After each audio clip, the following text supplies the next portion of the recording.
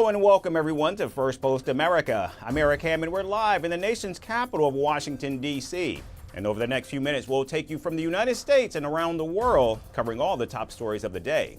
But before that, here's a look at the latest headlines. France and Great Britain failed to agree on a one-month Ukraine truce proposal that would have included the deployment of French and British troops in Ukraine. The proposal was put forward by French President Emmanuel Macron yesterday.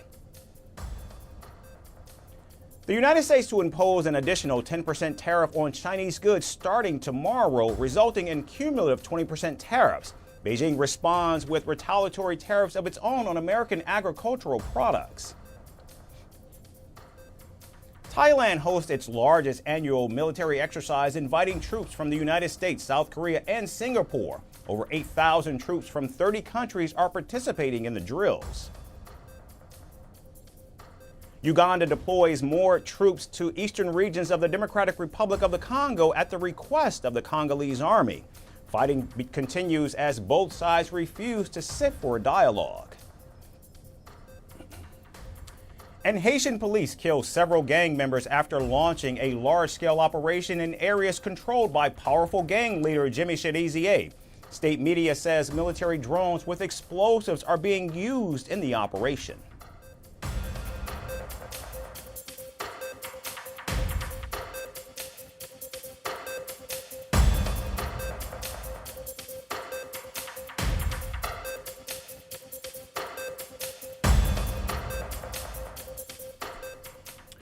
We began in the United States, where National Security Advisor Mike Waltz, Secretary of State Marco Rubio, and Secretary of Treasury Scott Bessent have defended President Donald Trump's public scolding of Ukrainian President Volodymyr Zelensky. The showdown took place in the Oval Office on Friday and quickly turned into one of the most polarizing issues over the weekend. This was the first time that a commander-in-chief visibly expressed his frustration with a foreign leader during a joint public appearance rather than behind closed doors.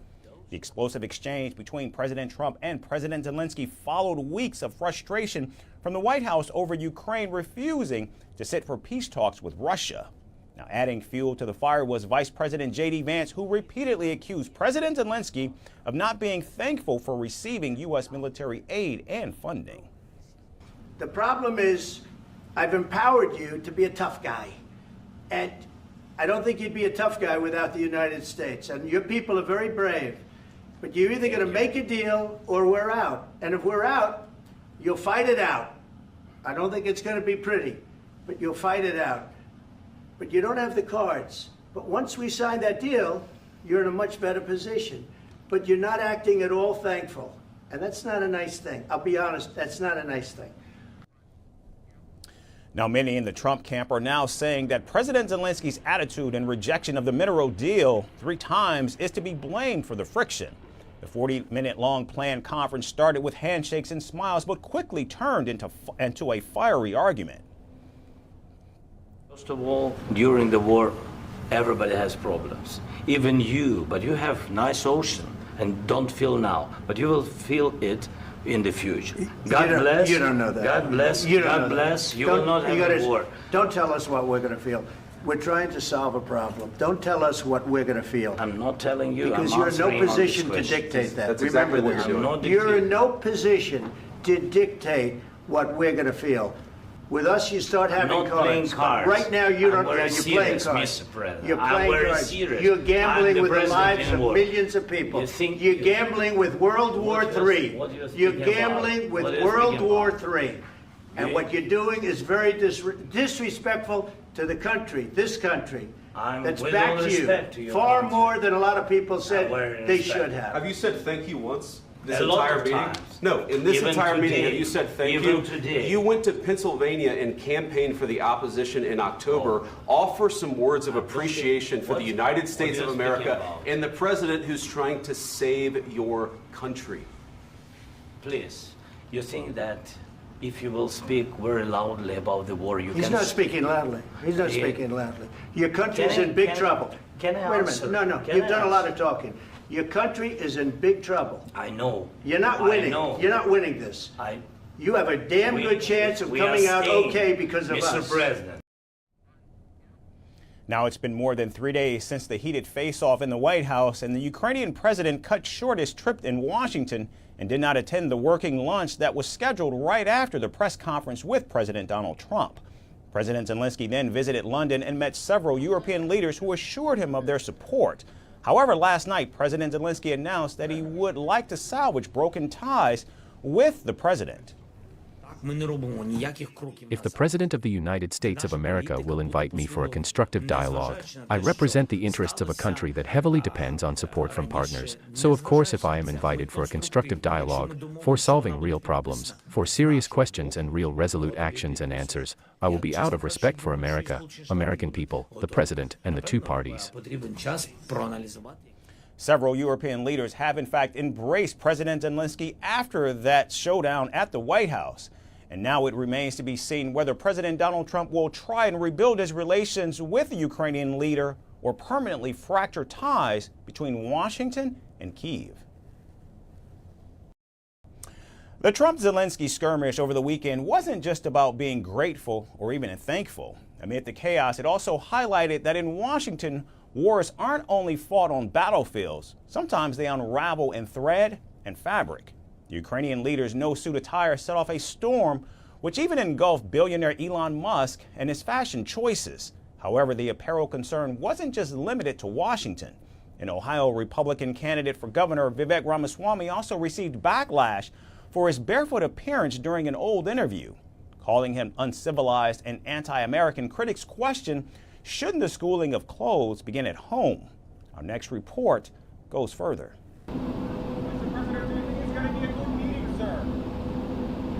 Fashion has become the unexpected battleground at the White House. It began with a handshake and a half smile. Ukrainian President Volodymyr Zelensky stepped out of his car in his signature black sweatshirt with the Ukrainian trident stitched over his heart. And clearly surprised, Donald Trump's eyes flicked over the outfit. He's all dressed up today. The room chuckled, but the laugh had sharp edges. And in Washington, clothes are rarely just clothes. They are signals, symbols, and weapons. He's got to say, I want to make peace. He doesn't have to stand there and say about Putin this, Putin that, and all negative things. He's got to say, I want to make peace. I don't want to fight a war any longer. His people are dying. He doesn't have the cards, just so you understand it, okay? I can tell you. And it all started after Real America's Voice host Brian Glenn's question sliced through the diplomatic pleasantries. Why don't you wear a suit? Why don't you wear a suit? You're the highest level in this country's office, and you refuse to wear a suit. Just want to see if you do you own a suit? A lot of Americans have problems with you not respecting the dignity of this office. Visibly upset, the question narrowed Zelensky's eyes. Even though the war had carved lines into his face, his tongue stayed sharp. I will wear a costume after this war will finish. Okay. Yes, maybe one. Maybe something like this. Something like Yes, yours. sir. Yes. That'd be great. Maybe something better. I don't know. We will see. Maybe something cheaper than. Yeah. Thank you. Thank you. A ripple of laughter spread across the room. Very nervous and definitely very uneasy. But JD Vance, seated nearby, has been one of Zelensky's loudest critics. A man who believes respect is stitched into lapels and starched into collars. But the clash wasn't about cotton or polyester, it was about gratitude or the lack of it. And just as the moment went viral, social media was already seated on the edge with a magnifying glass. And this was despite Zelensky declaring that he would never wear a suit while his country was being invaded by Russian forces. But Zelensky's wartime clothing was the talking point for MAGA. But others narrowed down on none other than Trump's billionaire buddy Elon Musk, questioning his fashion choices. They asked why the billionaire attends cabinet meetings in a t-shirt and baseball cap. They even joked that the last time the billionaire wore a suit was with convicted sex offender Ghislaine Maxwell. While in Washington everyone was taking their dress choices seriously, in Ohio a shoeless storm was brewing. In an interview from the past, critics slammed candidate for Ohio Governor Vivek Ramaswamy for going to an interview barefoot. Disgusting, critics sneered. They even declared that Ramaswamy will never be the Ohio governor. It's evident that the White House seems obsessed with dress codes. It's as if dignity is something you button up or lace onto your feet. But critics are questioning if the fashion choices are so important, then why aren't the lessons beginning from home? As the world watches, wondering whether the next great debate will be fought in treaties or in tailoring, in Washington, respect isn't just earned, it's worn.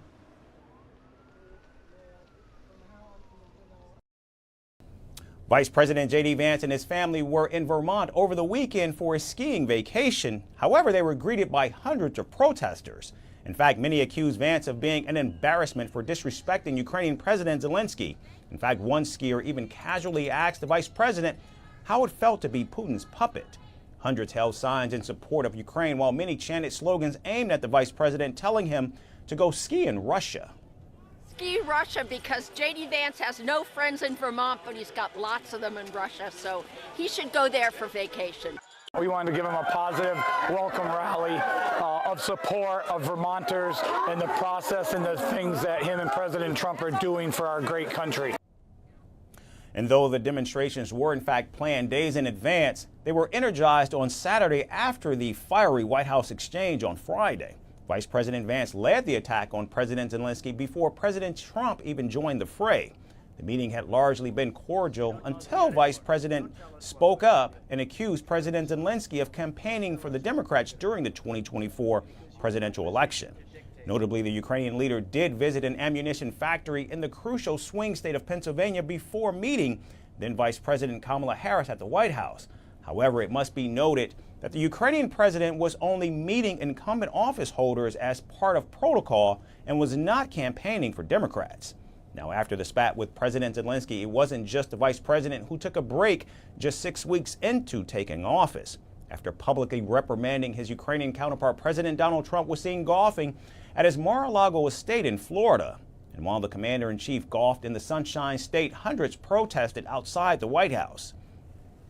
We all work together. I hope that Europe stands up and helps Ukraine, and I hope that we go back to Europe and Ukraine.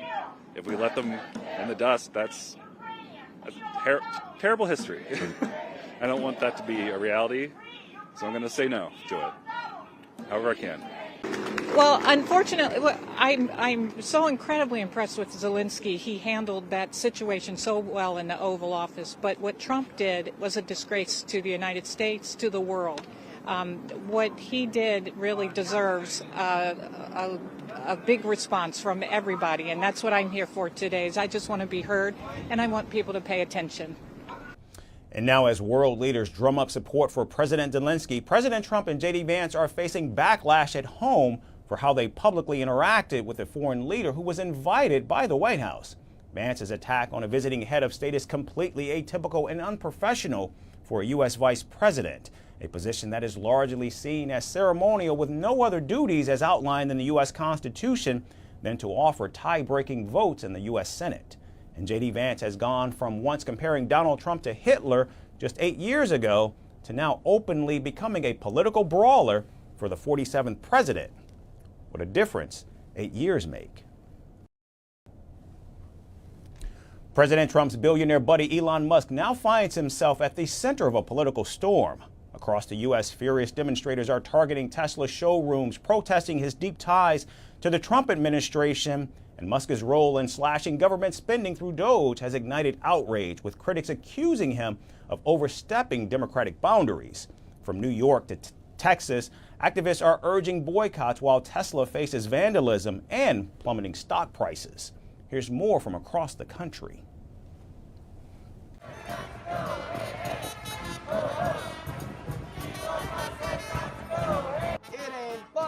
President Musk is stealing your money. A storm of protests swept across the U.S. on Saturday. Demonstrations gathered outside Tesla stores voicing anger against CEO Elon Musk and his growing influence in Washington. But we're spending and at the heart of the outrage is Musk's role in President Donald Trump's administration. As head of the Department of Government Efficiency, Musk is driving drastic federal spending cuts. However, his critics argue these moves sidestep Congress and could personally benefit him. Yeah, so there's lots of different things that people are doing to stand up against what the Trump administration is doing. And, you know, some of those are expressions of opposition that happen in protests and rallies.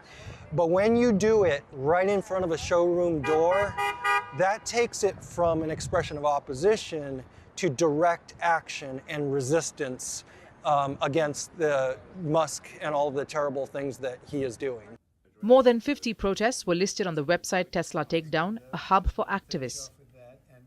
Demonstrations have already rocked cities like Tucson, St. Louis, New York, Dayton, Charlotte, and Palo Alto. And organizers see this as a long-term battle against Musk's reach in politics. The message today is to stop Elon, stop this terrible tearing up of our government, and get things back to normal. They should rehire all the people they fired. They need to reinstate USAID. Trump should not be bullying President Zelensky, who is an absolute hero. This country has just gone completely off the rails. This government, led by Trump and Musk, it's gone completely off the rails, and we're here to stop that. However, the protests have not been entirely peaceful. In New York City, about 300 people gathered at a Tesla dealership. 9 were arrested. The police have not revealed the charges. Vandalism has also surged. A Tesla dealership in Colorado was attacked with Molotov cocktails. The building was spray-painted with the words Nazi cars, and federal prosecutors have charged a woman in connection with the incident. Jewish groups fear a rise in anti-Semitism is fueling the hostility. Everyone here feels really shocked by what has happened, especially the number and manner in which individuals have been, in our opinion, illegally fired. People have been fired with no notice, same day, locked out of computers, can't access HR documents, can't get the HR documents they need for unemployment. It's been really shocking and demoralizing, but especially since we're public servants who want to serve the public. But Musk, who also leads SpaceX and social media platform X, remains defiant. People, American citizens, are protesting the organization that's trying to prevent the government from robbing them. I mean, complete idiots. People are protesting. His supporters argue that DOGE is necessary to cut government waste. And the White House has backed him, with spokesperson Harrison Fields stating, protests won't stop Trump and Musk from making government more efficient. Hitting Musk where it hurts the most since the protests, Tesla's stock has taken a hit. After Trump took office, its value has dropped by nearly a third. Still, Musk's fortune remains staggering. Forbes estimates his net worth at $359 billion, up from $195 billion in 2024. Despite the protests, Musk shows no sign of slowing down. DOGE officials continue making deep government cuts, shutting down agencies like the U.S. Agency for International Development. With tensions rising, the battle against Musk is far from over. The question remains, will the protests dent Tesla's dominance, or is Musk simply too powerful to stop? And finally, we end in Latin America, where tensions between Guyana and Venezuela continue to spiral. In the latest, Guyana's president has accused Venezuela of breaching international maritime agreements. This comes after a Venezuelan Coast Guard patrol ship entered Guyana's waters and approached an offshore oil facility of American oil giant Exxon.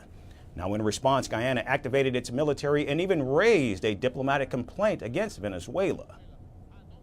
This morning, Saturday, 1st of March 2025, at approximately 7 hours, a Venezuelan armed patrol ship entered Guyana's waters.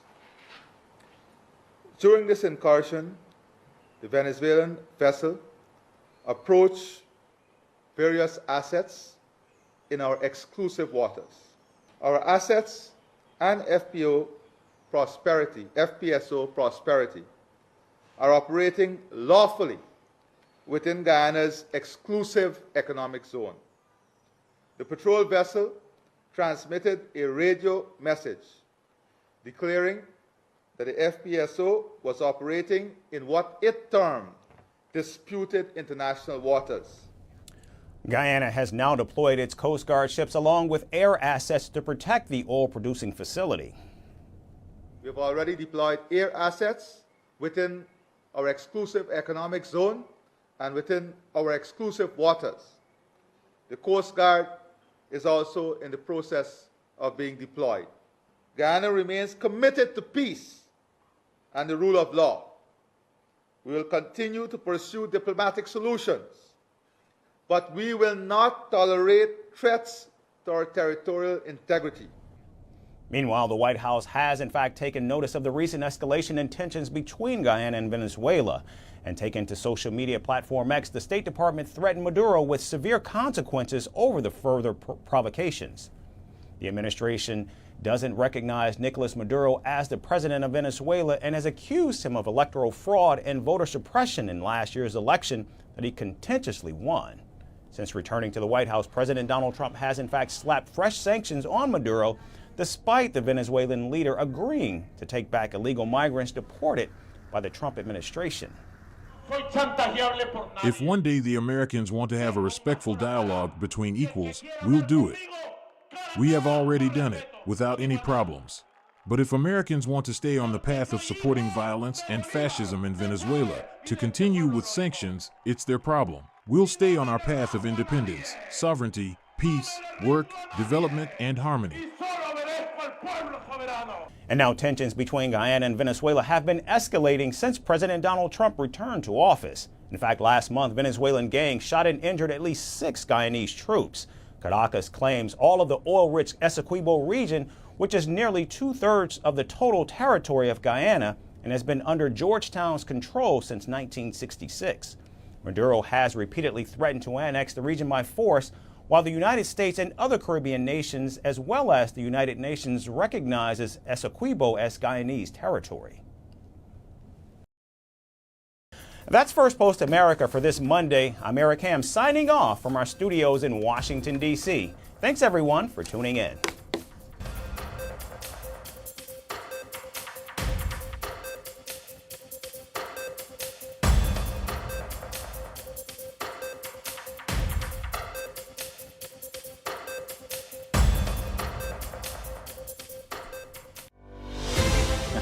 Hi, how are you? Very well, thank you. Thank you for being here. Namaste, Mr. President. Bharat Kelogan, Kumeri Namaste. How many people generally follow you in interviews? Typically in a month, we have viewers up to 150 million. That's more than twice the population of France. And in the last 2 years, we had 3 billion viewers. So I say, Laurent, this is your chance to be famous. You're on First Post. One word to describe your equation with Prime Minister Modi. Amitié. As India and France work together, are you creating a new era of non-alignment in the technology space? India is a training superpower. 1 million engineers a year, more than all of Europe and the US combined. So we have that partnership. We have a partnership on the environment and the economy. We also have civilian nuclear programs, and that is something we've developed far beyond the France-India relationship. So we want to work together on AI. And then comes China with its DeepSeek, creating models at a fraction of the cost. Did that innovation take you by surprise? Did that breakthrough make you sit up and think, what did the Chinese do and how? But what did DeepSeek do? They took everything that was already available from the last AI model, and then they recalibrated it. So are you going to ban Chinese AI in France? So we don't have this American approach of banning tech because of where it comes from.